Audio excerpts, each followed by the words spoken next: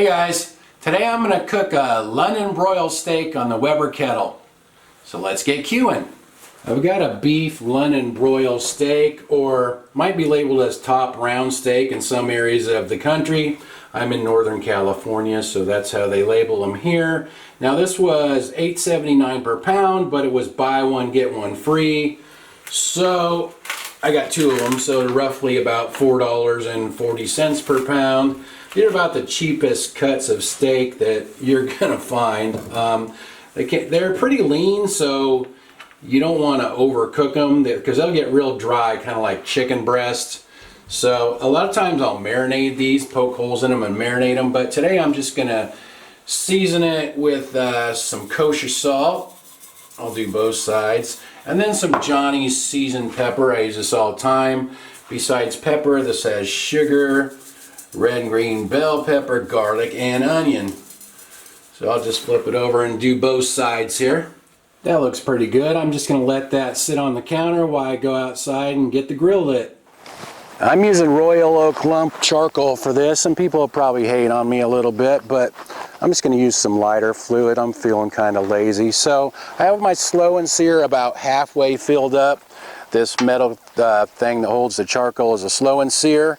So I'm going to cook the steak indirectly. I'm going to do a reverse sear on it. So I'm going to heat it up on this side of the grill indirectly, and then at the end I'll put a little sear on each side. So as soon as those start turning white and getting hot, we'll get it on there. My coals are starting to look pretty good, so I have my meat on the indirect side, and you can cook these directly over the coals. I've done it that way many times, but this is just how I'm doing it today. So I'm just going to get the lid on there, and I'm just going to leave the vents wide open for right now. It's been about 5 minutes, and the temperature is climbing up to about 350 degrees. So I'm going to shut this bottom vent down, put it about under that first hole or second hole right there, and I'm just going to leave the top one open.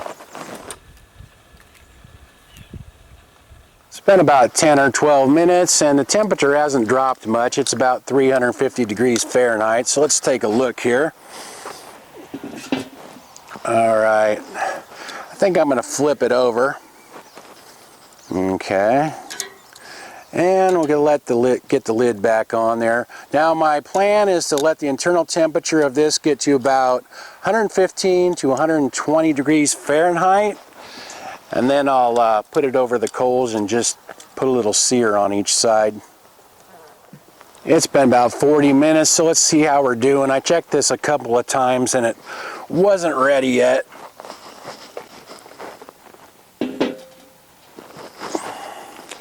All right, let's see what our internal temperature is now.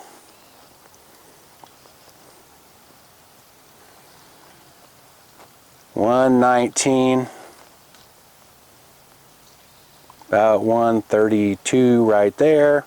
I think that's probably about right. So now I'll just grab a glove here so I don't burn my hand.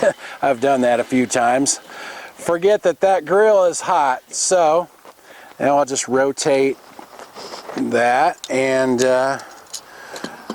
I will put it right over the coals and give it a quick sear on each side, maybe a minute or so on each side.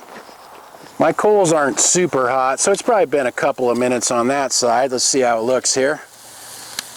Oh yeah, that looks nice. Do that side for a minute or two, and then we'll get her off of there.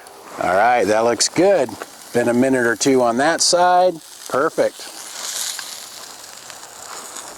Nice color on this. It's been resting for a few minutes. Let's see what the internal temperature is. I usually shoot for about 130 to 140.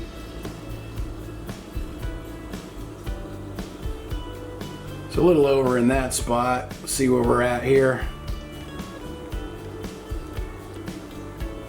Yeah. Kind of bouncing around. Looks like 140 to 150 maybe. I might have overshot it just a little bit, but that's okay. The edges are always more cooked than the center, so I'm just going to cut this thing right down the middle, cut it right in half, and see what it looks like inside.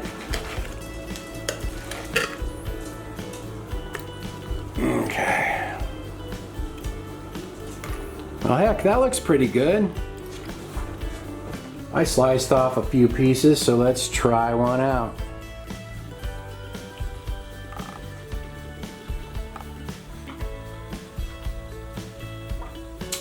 Came out pretty good, cooked about the way I like it. Has pretty good flavor from that Johnny's seasoning.